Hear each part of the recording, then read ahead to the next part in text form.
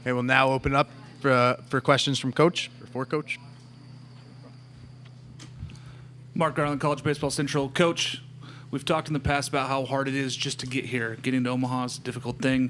Can you talk a little bit about what makes this team special and guys like an Aiden Jimenez who step up and do a big role for you guys down the stretch? Yeah, I mean, they kind of mentioned it. What makes it special is that these guys, they really like each other.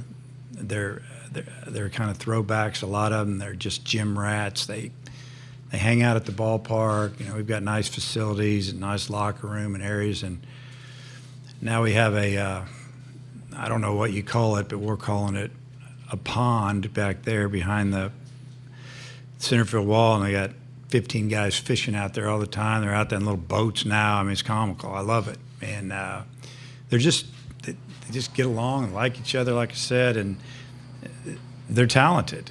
And, you know, if the rest of my coaches were sitting up here, they'd say the same thing. They make it fun to come to work every day and make it like it's almost not a job. And it's really not a job. It's just kind of a way of life anyway. But it's they're a fun bunch. There's personality there.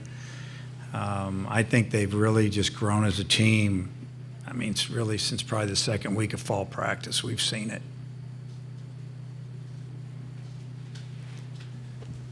Matt Byrne, ADG. Hi, Dave. Hey. Back to a regional format this weekend. What's your plan for pitching in the openings of game 1 and 2?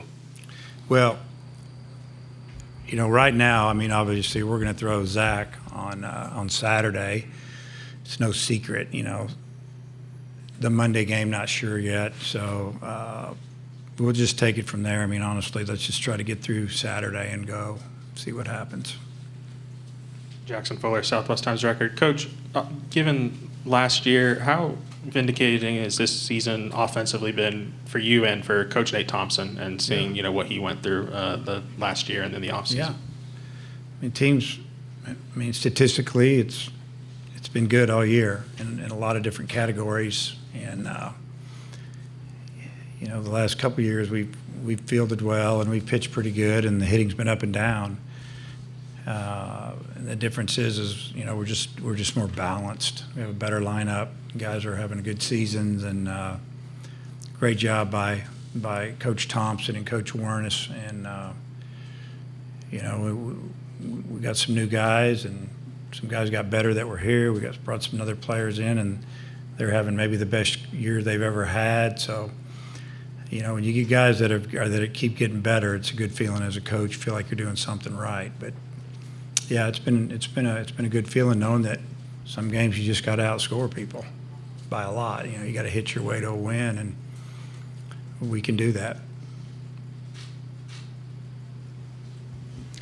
Scott Rapollet with the Baton Rouge Advocate.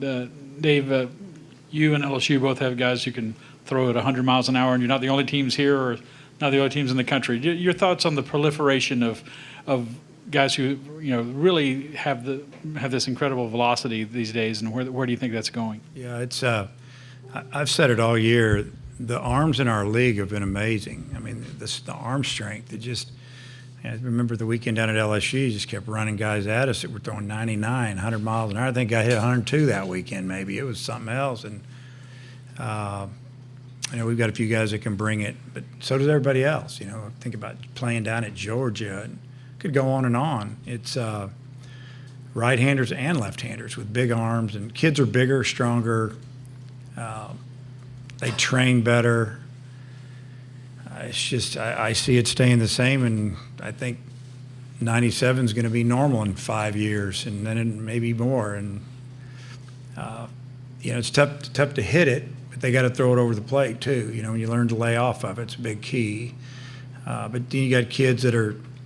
You got 20-round draft instead of 30 or 40 or 50, and some kids are turning down the money. You know, there's kids that are getting to college that you kind of go, wow, how did they not take him? Or why didn't he sign? And maybe he wanted too much money. So the professional baseball is letting us develop him for a few years, and that's what you're seeing. Yeah, it's been amazing. I mean, we could talk about it for a long time, but it's not just the SEC, it's all of them. All the leagues have guys with really good arms. In the middle here. I'm curious what you've learned about this ballpark coming back multiple times now and how it plays, and if you give any thought year to year in building your roster based on knowing this is where you'll have to get it done ultimately. Yeah. Yeah, we could talk about that for a while too. You know, you got to build your roster to win in your league first, in my opinion. And but at the same time, you got to have some guys that can do some things. You know, you got to be able to cover some ground in the outfield here, obviously, and you know, you got to be able to play defense. You make mistakes here, and it'll cost you. You know, some days here the ball just doesn't go anywhere. But if the wind's out of the west, northwest, north, it's going to travel pretty good. Now, southwest, southeast. Like today, I think it's southeast, pretty much blowing straight in, something like that. But, you know, the game's not just all about hitting home runs. You got to be able to do some other things. And whether it's, you know, just advancing runners and having a productive at bat. If you don't do that here, unless you just can slug all the time, hit the ball over someone's head, which some days is a lot tougher than others, it's tough to probably get through this tournament. Mitch Sherman from The Athletic. Dave, what, if anything, do you address with Cam about the spotlight, the potential for added pressure in this environment? And can you also speak to his development from last fall when you got him on a pretty quick turnaround to this point? Yeah. So I did talk with him before we left to come up here about, you know, the media and, you know, just make sure, you know, people are going through our SID and, you know, don't let it weigh you down and turn them down. You know, you only have so much time here, and don't look back in a couple weeks and, you know, wish you'd have done it differently. Talked about, you know, just a lot of the kids that are going to be here, and you want to be polite, but bottom line, you just sometimes you got to say no. And I think he gets it. And we've had to do that with our shortstop throughout the season. And, you know, I talked to him about it too. You know, he just wants to play baseball right now. It's too much for him. And, I don't know. And his development, you know, Cam's very loyal. I think I feel that. He's such a good person. You know, when he left, I don't think that was the plan, obviously, and there was a reason he left. And once he got in, we were on it.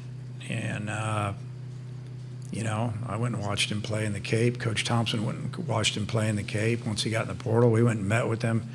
So were some other schools, and but I think when he got to school, just the human part of it.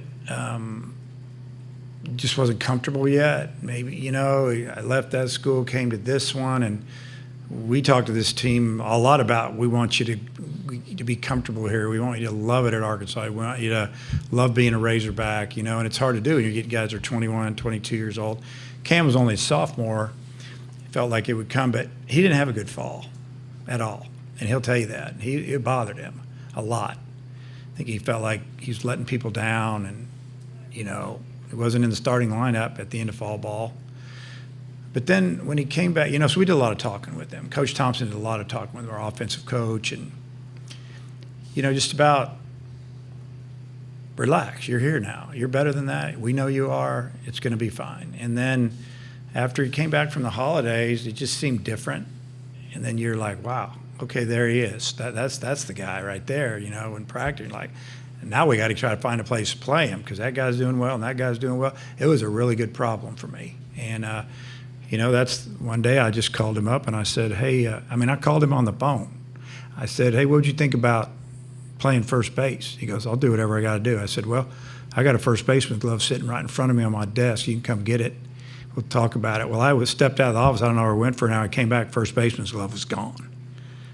And that was that. He was at first base taking ground balls, and he ended up starting at first base. And, you know, the story is that my starting second baseman got hurt at Georgia on a base running mistake and dove and tore his shoulder up. And, you know, Cam started playing over there more. And, you know, here we are. So, yeah, it took him, his development's there. The talent's always been there. The strength is there. I just think mentally he had to know that everything was okay. It's okay. And he's been great, putting up good numbers. Noah Darling, College Baseball Central. Coach, heading into this year, you mentioned that your team was on a mission. What are some of the traits that you've seen, not only this regular season, but as the postseason, managing all these emotions? And you mentioned Cam's return to Omaha here. How have they handled all that, and how do you think this team is still mission-oriented despite all the distractions? Yeah, I mean, we came in second in the SEC, so we didn't win the league. Texas won the league. We swept Texas at our place, like 7th or 8th week into the 10 weeks, and but we still couldn't catch them because they had such a big lead. But because we still had to, I think we had just played at Georgia, we played at Florida, at LSU.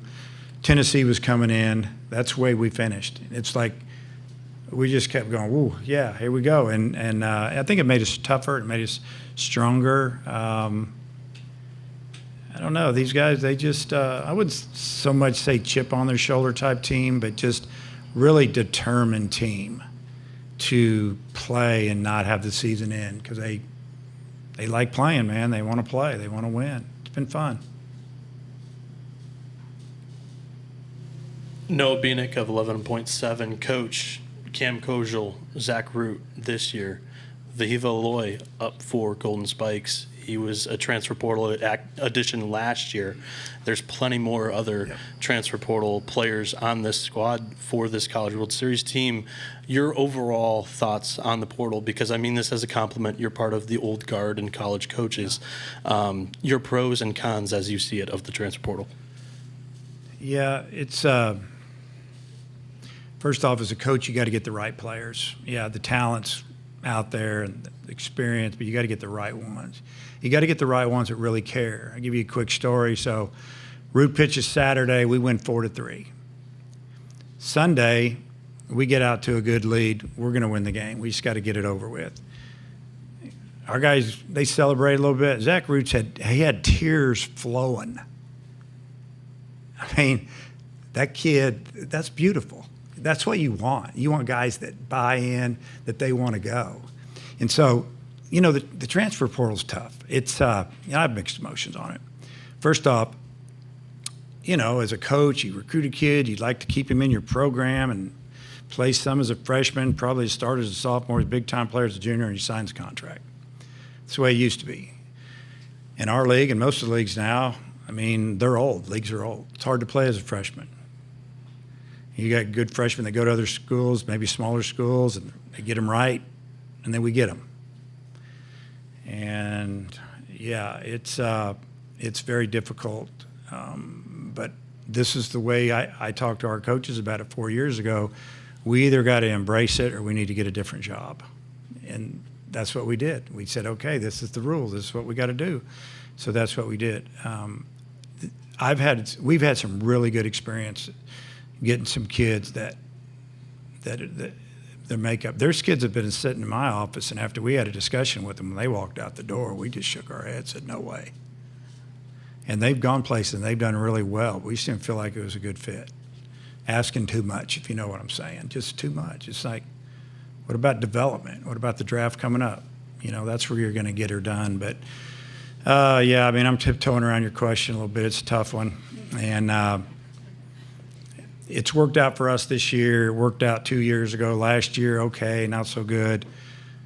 Although most of the kids that we've got from other places have come in here and had almost their best years, and they've signed, and it's gone great. And they come back and work out at our place in the off season. So I feel like they bought in and they love being a Razorback, and that's important to me. I've been there for 23 years now, and I went to school there and coached there. I want those kids when they leave to feel like I feel about the school. So it's tough as a coach these days. And I know how tough it would be if you were at a really good mid-major and you lose 4 or 5 of your players every year that you can't build around them. It'd be super tough.